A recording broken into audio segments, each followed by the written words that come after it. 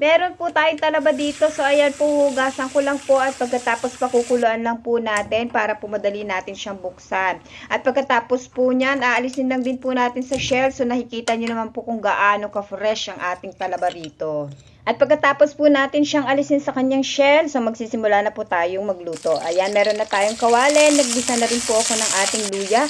Sinunod ko na po ang bawang at pagkatapos po ilalagay na rin natin ang ating sibuyas.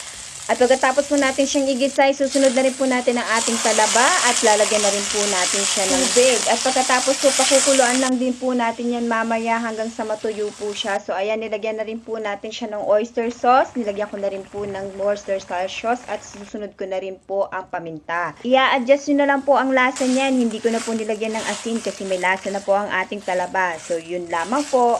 Sana nagustuhan nyo ang aking ulam. Tara, kain na tayo!